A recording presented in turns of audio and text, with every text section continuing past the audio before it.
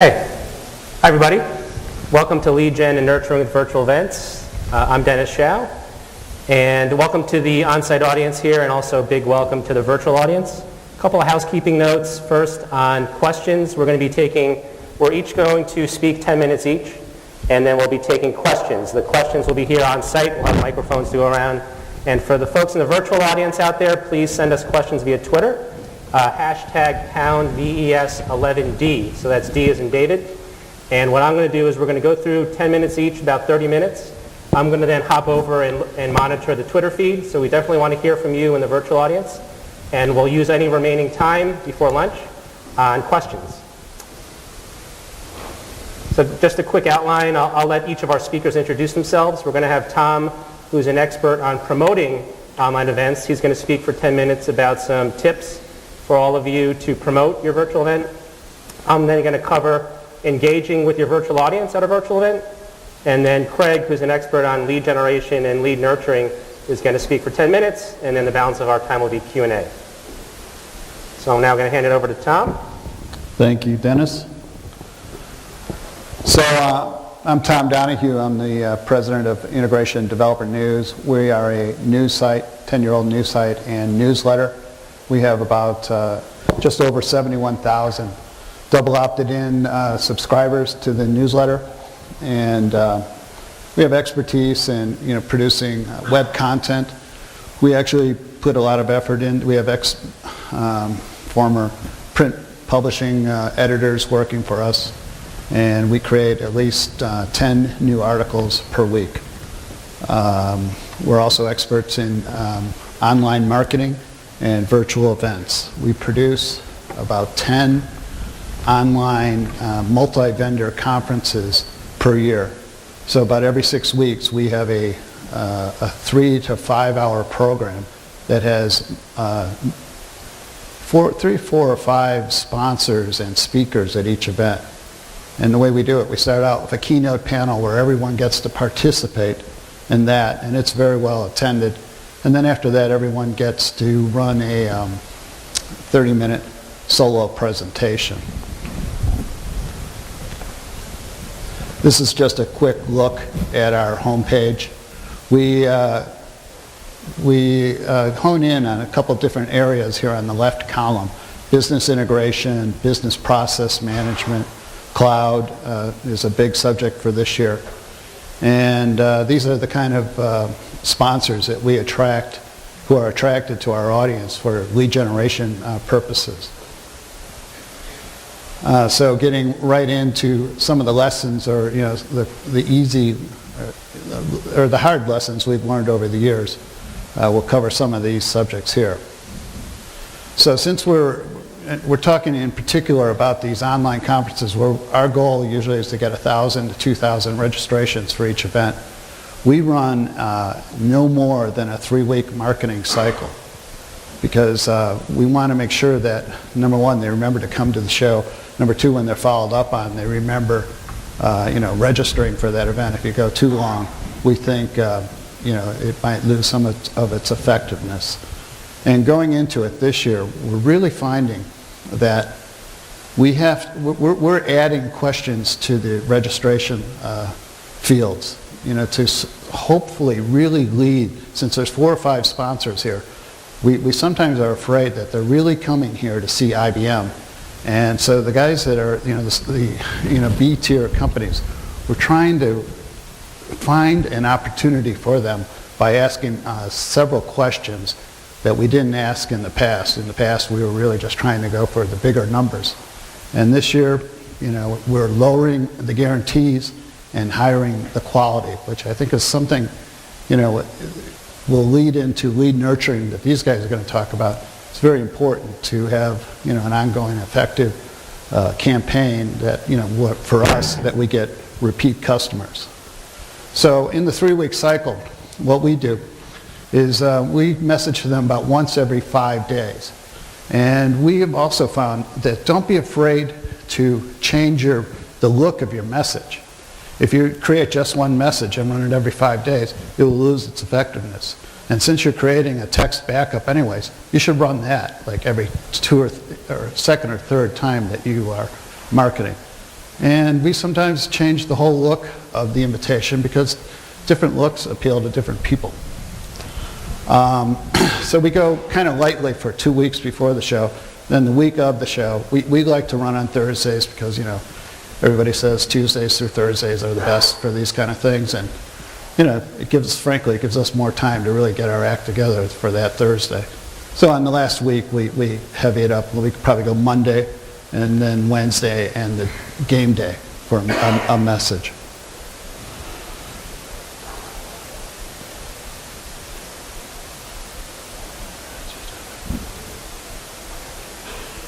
So the way the cycle we run through it is, there's an introductory email, and a lot of times you'll find that the speakers haven't come together, you don't have enough real content. And you can actually run an introductory email, sort of just to test your heat. I don't know if you guys ever watched Michael Jordan play, but I used to live in Chicago, and I read an interview with him once, and when we used to come out and play, if you ever see a game on videotape or something, he comes out and he shoots 3 or 4 shots immediately, and he doesn't even think about it. And he says he's testing his heat. He's calibrating his shooting for the night. And that's sort of what we think of this introductory email. We think, well, this is going to be a really tough, show to market or an easy one. It can be very general and, give you an idea of where you're going. So then as the content develops, as your speakers finally emerge, we go with more sophisticated messages that talk about the speakers. And in the end, we love to get to their slides. Slides are a great offer for our kind of audience to get them to register now because they're getting to see something right now. There's no deferred gratification.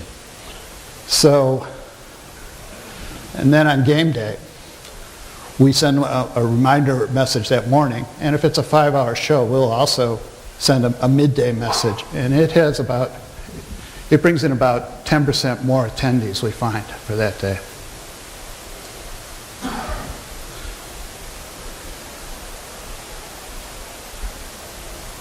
So basically, email messages should be considered like landing page optimization.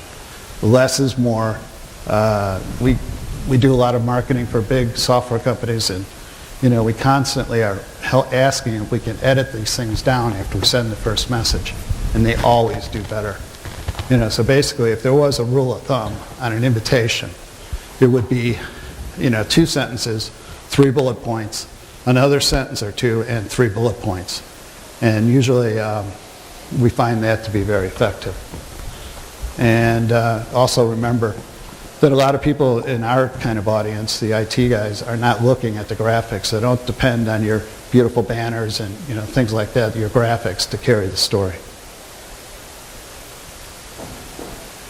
Once again, offer them some immediate gratification. You really want them to come to the show, but if you give them something now, what you're doing is you're really showing these guys respect.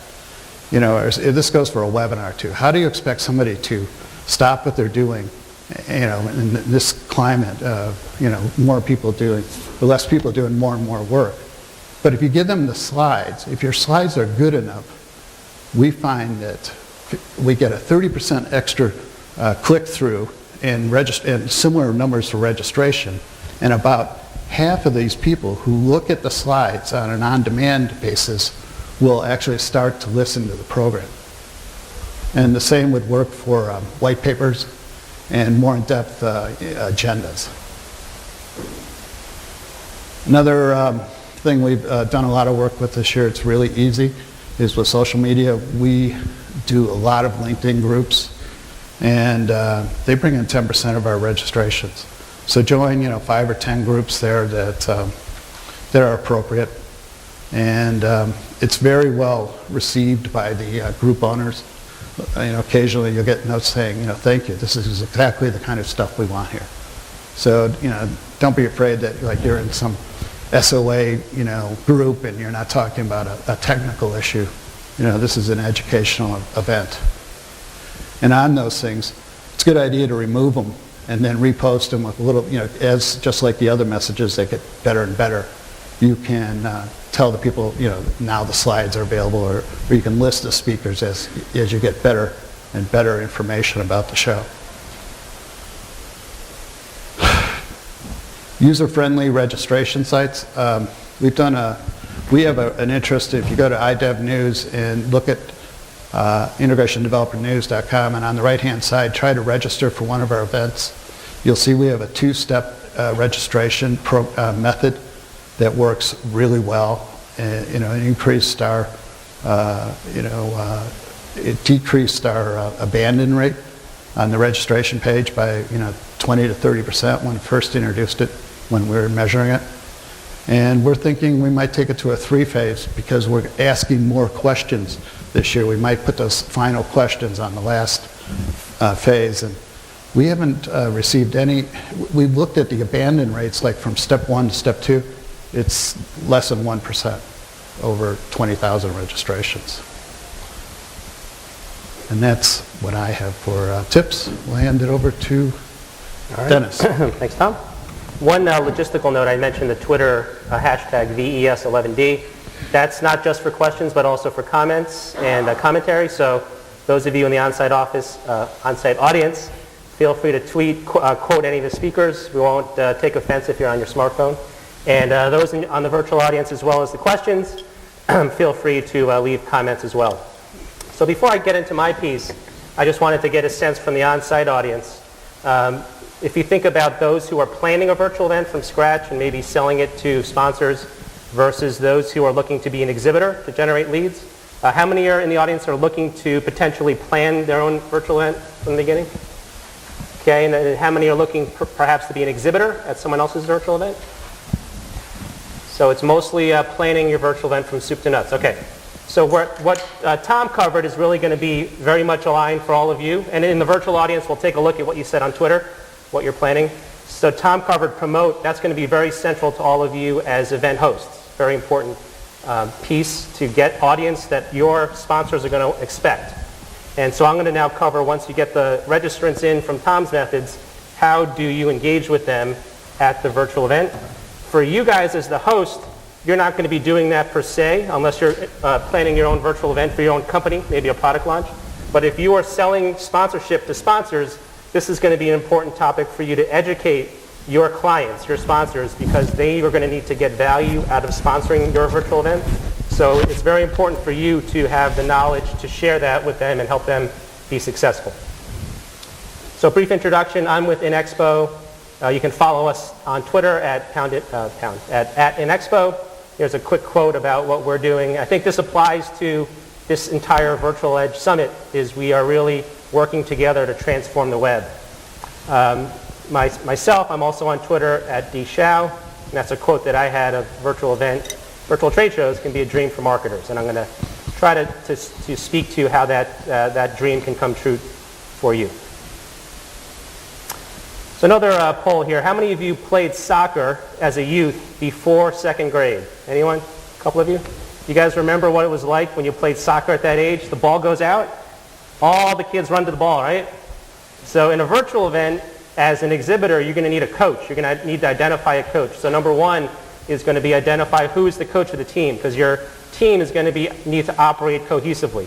And I'll give you an example. Here at the show floor here, at Virtual Edge, in a physical on-site event, you have a visitor enter a booth.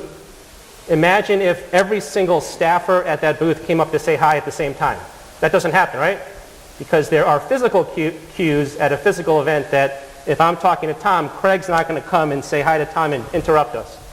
Virtual events, you don't have that benefit of physical cues. So Craig could be chatting with Tom, and I can't really see that. I could then invite Tom to a private chat. That is not good teamwork. That's not a coordinated team. So you're going to need a coach to tell your team members. Your coach is first going to assemble the team, and then you're going to need to put a playbook together that says, here are people that Craig's going to be assigned to, here's what Tom's going to be assigned to, and you might even want to dedicate a person whose role is to be the traffic cop that assigns the visitors that come in and make sure they're attended to by the right person. And it also ensures that there are not two people trying to contact the same person at the same time. That's probably going to turn them off. So you're going to want to put a game plan together. assemble the playbook, and get that all in place before the virtual event, so everyone, when they're at the virtual event, they're ready to go, and then execute on that plan at the virtual event. Tip number 2 is content. Content is going to be key for your exhibitors to engage with their sales prospects. The quote I have down here is that if you have compelling content, that can actually facilitate engagement. You can get folks to proactively ask you about the content you have in there. Content's not just documents, it's the imagery you use. It's maybe a green screen video host or hostess that welcomes you to the booth. It's the little messaging, the marquee messaging you place at the top. Maybe you make that a call to action. So content is more than just the documents you place in your booth. And if you make that compelling, it's going to facilitate folks connecting with you. So you'll get folks with compelling content will get more interest and more interaction than folks that don't have the content that's right. And the content should be relevant, contextual, and timely, very relevant to the theme of the event. So Virtual Edge Summit content, you want to be about what we're talking about here. And with virtual, what is the cost of each incremental piece of content? It's 0. With a physical event, you might have more printing costs, you might have more shipping costs. With virtual events, there's no cost to add more content. That's a benefit, but it's also a challenge because it means you got to make sure you're putting the right content together. So again, it's not all documents. If you have something like an ROI calculator that you can assemble for your target audience, that's just as good, or if not better, than a white paper that talks about ROI. Tip number 3, how many of you here fish? Any fishers? You got one fisher? A couple of fishers, and we'll see who fishes in the virtual audience. How many of you who fish have heard of this thing called the Sonar Fish Finder? Yep, we heard about it. So those are the things that when you're out in the boat, it can tell you where the fish might be swimming. Great thing about virtual events is that there's a search function. So you as an exhibitor can actually search and see who might be registered or attending the virtual event. So if you're looking to target the financial sector, you can put in a search for the word bank. And some of the search results will tell you who's registered from companies that have bank in the name. That's a great way for you to proactively find prospects that may not visit your booth, but you'll know that they're there. So that's a huge benefit of virtual platforms that I think folks haven't been accustomed to doing, but it's something that should be taken advantage of. So you find your target prospects. You've got to be careful, though, and strike a balance. You don't want to find everyone who works at a bank and just invite them to private chat, because they might not, depending on the audience of the event, they might not appreciate that. However, if you send them your virtual business card or an email within the virtual platform, just inviting them to ask you for more questions, maybe that's a good balance. And then, in addition to the search in the virtual platforms, some virtual platforms are now integrating social networks. So whether it's Twitter, your Facebook friends, or maybe most relevantly, LinkedIn, seeing who is at that virtual event on your LinkedIn network. Some platforms allow that capability. Great way for you as an exhibitor to find relevant folks that you may have no idea were actually there. Tip number 4, delight and surprise. I think the key to exhibiting is to stand out from the crowd and to attract the interest that to attract more interest than your competitor. At a physical event, your competitor is in the next booth. In a virtual event, your competitor is a click away. So you want to make sure you're the virtual booth that's being talked about. Some tactics that I've seen at virtual events: creativity in the booth elements, maybe a very distinctive welcome video, ad hoc giveaways. I've seen some companies on the spot just say, we've got flash drives, we've got iPads, we've got iPods. That attracts interest. Maybe your CEO makes a special appearance, maybe even via video. You want to evoke what I call here the YouTube feeling. That's the feeling you get. We all have gotten emails with share on YouTube, right? Some of them we forward on to friends and some we don't. The feeling you get when you say, this is cool enough, I want to send it to my buddies, that's the feeling you want to evoke when people visit your booth, because that'll attract more attention. And so you want to be the virtual booth that's the most talked about in the virtual environment. You're going to naturally attract interest. And lastly, I got a cute picture of a baby here. How many parents in the audience? Bunch of parents. You probably know your first child. What did you do before you even went to the hospital? You picked it, you painted the room, got the crib set up. The dad probably got the car seat attached in the car, did a dry run to the hospital, went to see what the parking situation is at the hospital. You want to do all of that at your virtual event before the virtual event. So you want to define your post-game plan before the game begins. Make sure you're all set on how you're going to follow up, who's following up with whom, what vehicles, is it email, is it phone call. Get that all set. Craig's going to then talk to you about how to do some of that nurturing. And if you can, take notes. So at a physical event, it's often difficult to remember exactly what you spoke to someone about. You got the business card. In a virtual event, you can take notes about your chat that they can't see, but you can save into your CRM system. And if you can real-time import into your CRM system and start triggering your sales team that we've got these prospects that they may want to come into the virtual event to engage with, you got a head start. Oh, and for more information, we at InExpo we have a white paper that's targeted to you as the exhibitor or to your clients as exhibitors. It's called Beyond the Booth, Best Practices in Planning and Executing Virtual Exhibitions and Sponsorships. My email address is there. If you want a copy of that, you can email me. And then I've just recently published a book called Generate Sales Lead with Virtual Events. Craig happens to have written a very nice foreword to the book. So there's more information in there that covers generating sales lead with virtual events. So I'm going to hand it to Craig, and I'm going to then hop over and monitor the virtual audience. Well, people heckle me on Twitter. Okay. Thanks, Dennis. So let me just tell you a little bit about Focus.com and a little bit about me, just briefly. So basically our mission in life is to provide business expertise to every business professional in the world. And the way we do that is we have an expert network of about 5,000 plus experts who do a couple things on our site. They answer questions in a Q&A format, they publish research, and they speak at our events. And our customers are primarily B2B marketing organizations, and we help them with a variety of things, research, content, and their demand generation programs. From a virtual events standpoint, in 2010 we did 10 what we call interactive summits, which I'll talk about in a sec, and hundreds of webinars. In 2011 we plan to 2 or 3x that, particularly on the interactive summit side of the business. Now the interactive summit for us, that's a virtual trade show. We decided to give our own branding to the event where we really wanted to make sure from our perspective, because we have this expert network and we're maniacally focused on third-party helpful content, that what we named it told the buyers and told the prospective audience that this was a place to come in and learn. And for us, just on a side note, trade show, trade, sort of a bazaar where there's vendors coming in and talking. We have vendors, right, and we have expo booths, but for us, it was a marketing idea where we wanted to come at it and make sure that the audience knew that this was a place to come in and safely learn, right, and safely hear from our experts. The other thing is lead management, so that's why I'm taking this part of the conversation today. We have hundreds of customers, many are purchasing lead gen programs from us. And one thing we learned very early on is that we didn't want to be the company where we said, well, we threw you those leads, good luck, right? What we did very early on in Focus's lifetime was we decided we were going to make sure that we were as big experts on what to do with the leads after we passed them to you. And what we did was we took that knowledge and we made sure our clients knew that.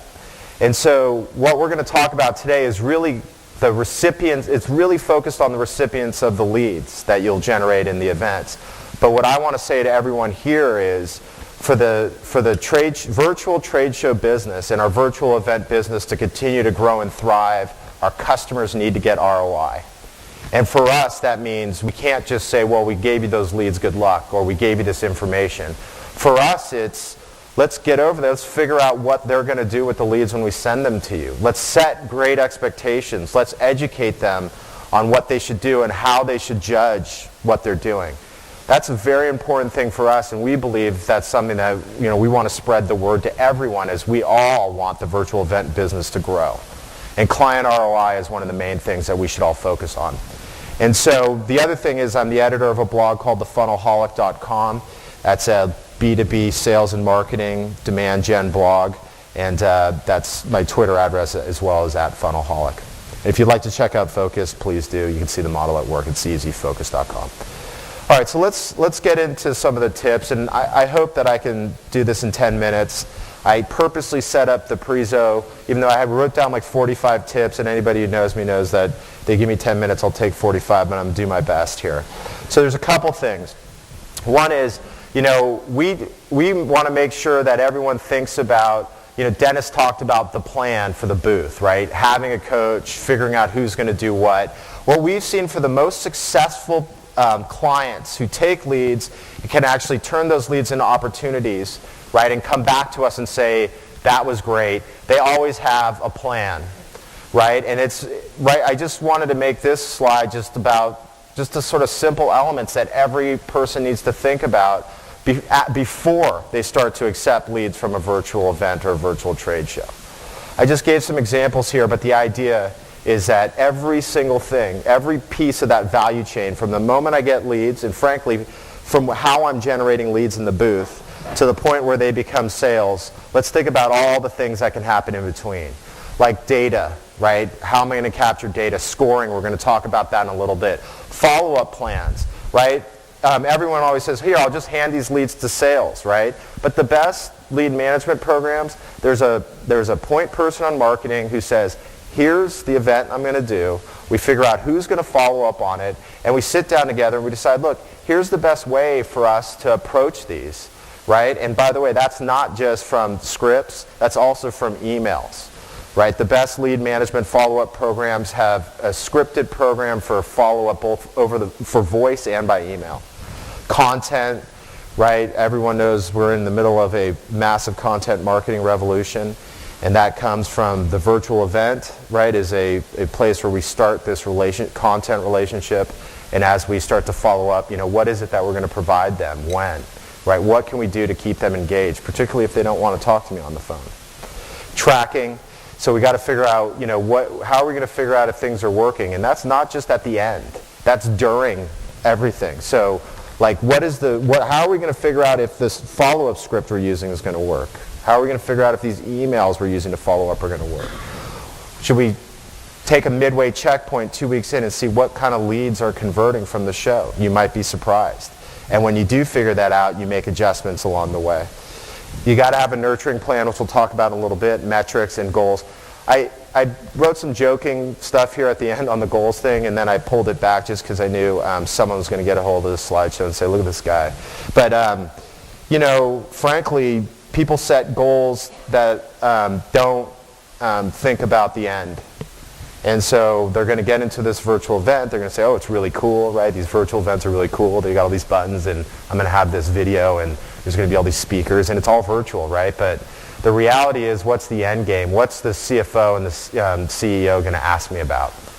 So when we do that, we got to set some goals. And by the way, that means midterm goals, long-term goals, et cetera, and over what period of time.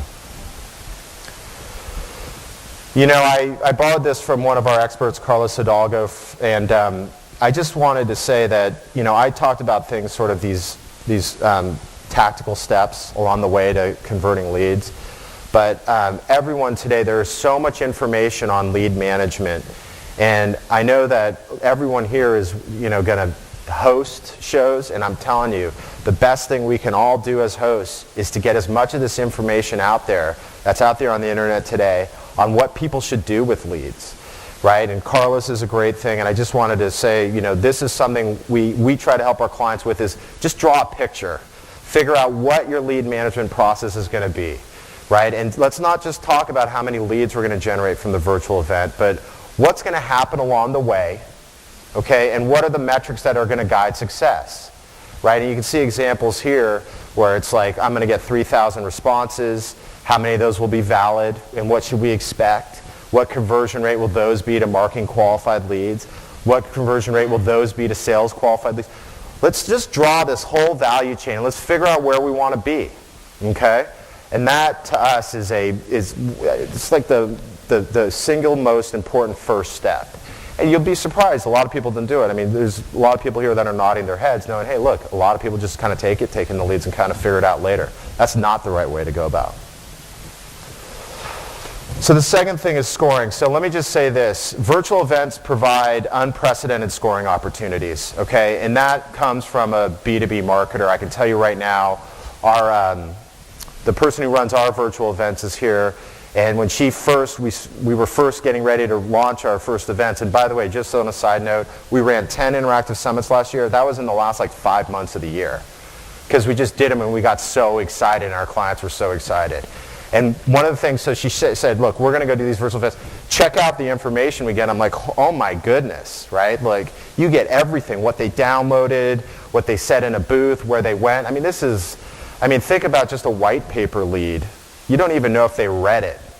But you do a virtual event, and you've got real data on what these people did. And that's very powerful. And what I would say to you guys is, as we work with our clients, let's show them that up front. And let's start getting them thinking about what they want to do with that data and what decisions they're going to make. You want to base your scoring on, by the way, this is a long topic, nurturing. I'm just trying to give us some things to feed on for now. But you want to base your scoring on demographics, that's like company type of person, and psychographics, what they did or they said. A big tip here, and this was originally my subject line, is who you don't call is as important as who you do call. So I got to tell you guys, if you don't know this, then I will tell you right now. What sales says about trade show leads is, frankly, they suck. And guess what?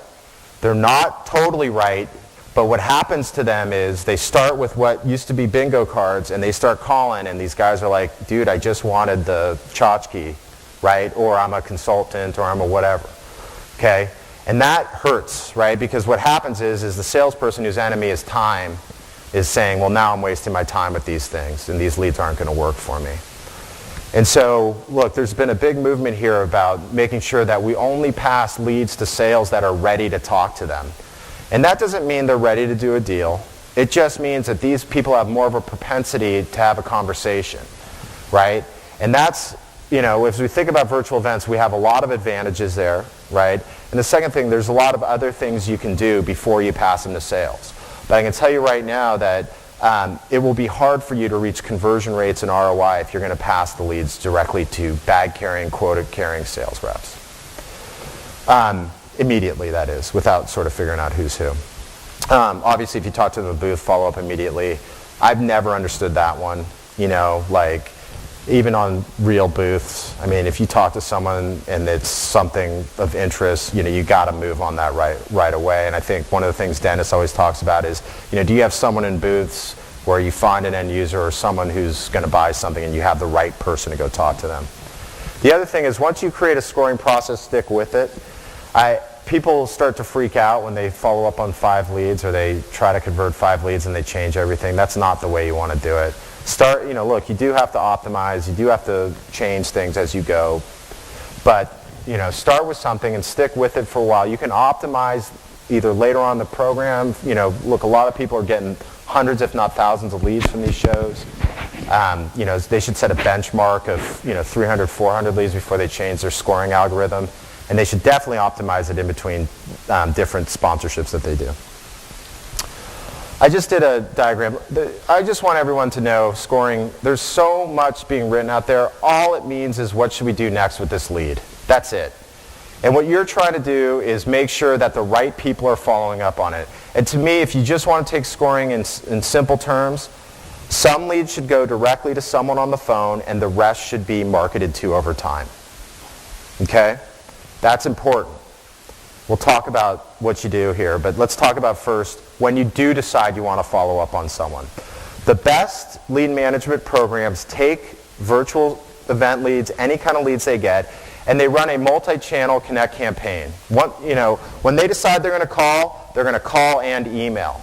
And they think about it and they draw the process first. They decide how many calls they're going to make, how many emails they're going to send, what the scripts will be, what the emails will look like. They figure out when they're going to call. They're going to figure out the time in between those communications.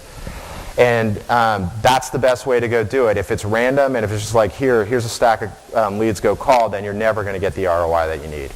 Another note here is a lot of the marketing automation programs will support these efforts. Obviously, we see a lot of the top-notch lead management programs are supported by a marketing automation platform. I stole this from my old boss from 10 years ago. I just want everyone to know that sales does not like to follow up on leads, and as an organization, you don't want them to anyway. You want them working on deals. Today's buyer, it is so hard to reach them, it's incredible. I mean, you're talking about sometimes 15 touches just to get someone to a qualified lead. And that doesn't count all the stuff like research and everything like that. And so we always recommend that, you have a multi-touch campaign, and it's not the sales guys. It's it's either insourced or outsourced inside sales team, whatever that might be.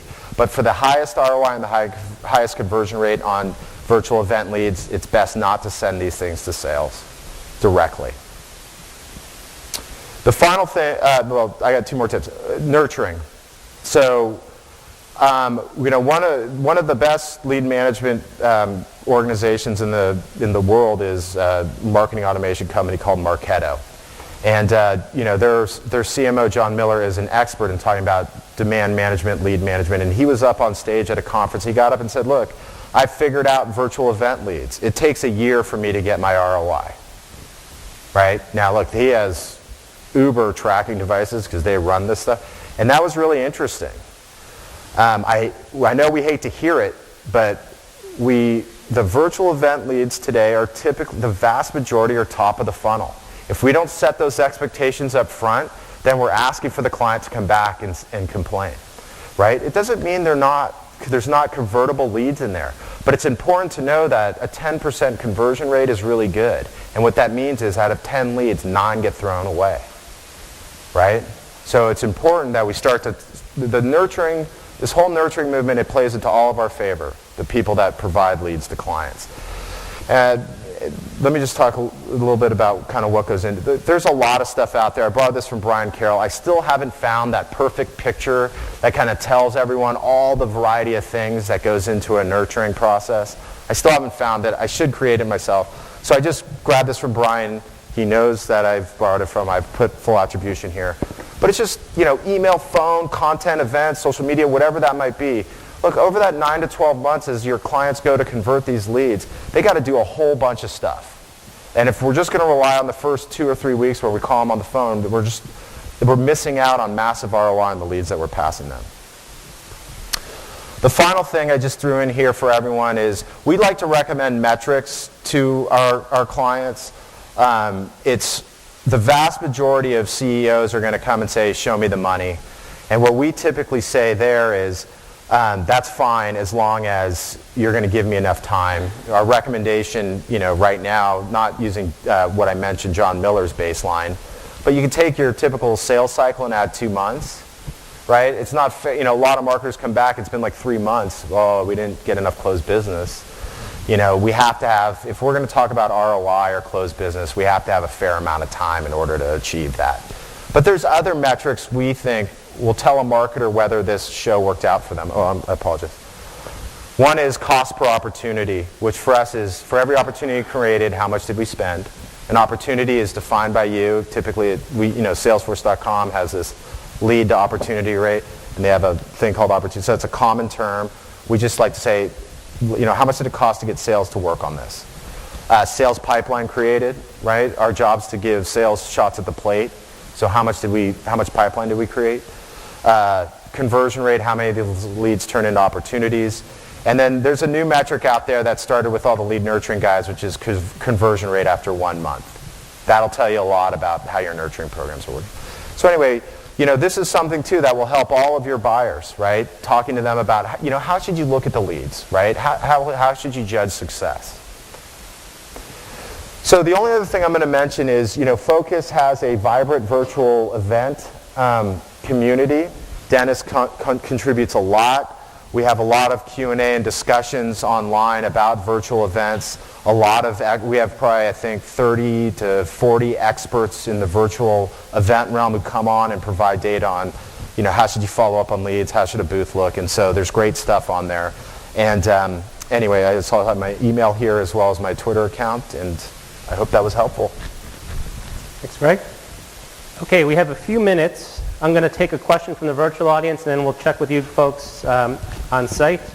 We have a question for Craig from the virtual audience, Rich Ace. I hope I pronounced that okay.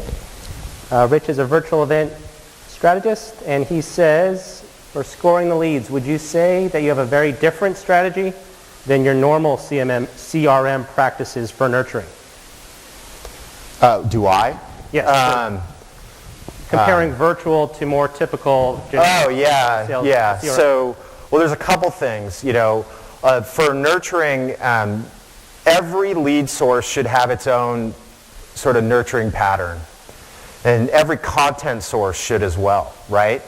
And so there's some leads that, are going to convert in 2 weeks, right? Or not 2 weeks, but that was a terrible example. Nothing converts in 2 weeks. Let's make sure everyone knows that.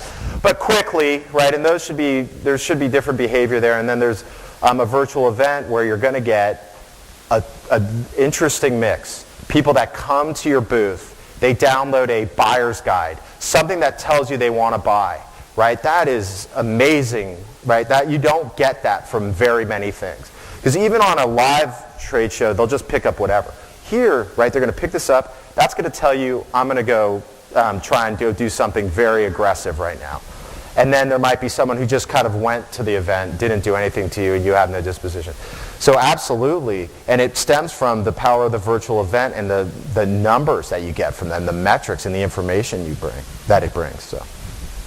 Thanks, Greg. How about the on-site audience here? Any questions?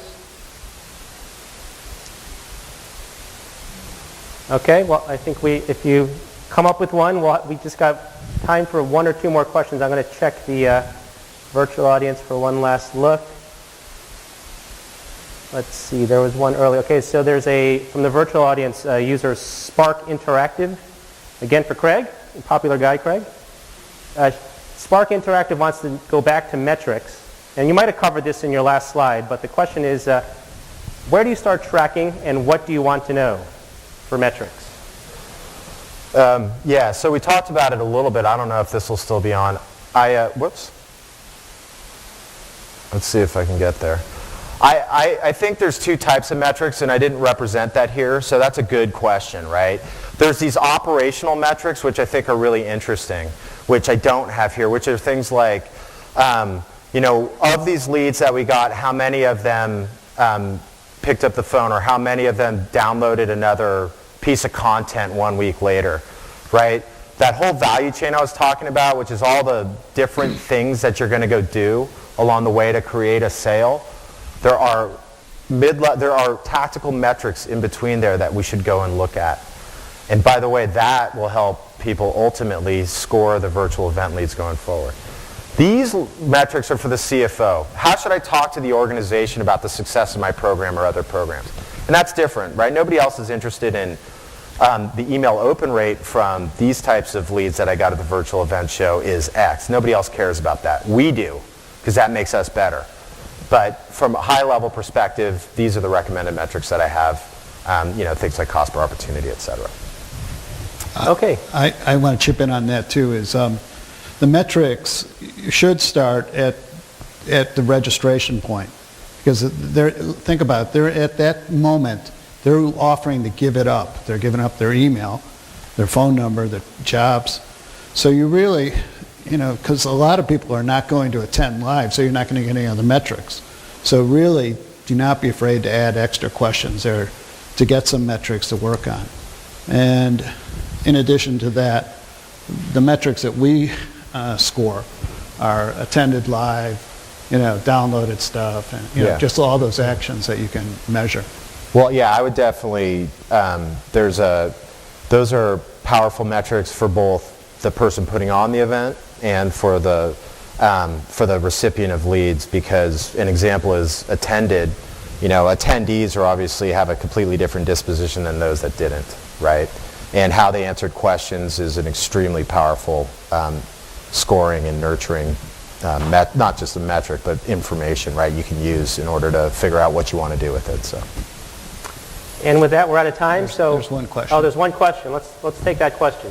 Yeah, my question is more around any comments on the panel on lead gen, lead nurturing, and how all new social channels and social media have impacted it. Because classic lead nurturing is more email-based.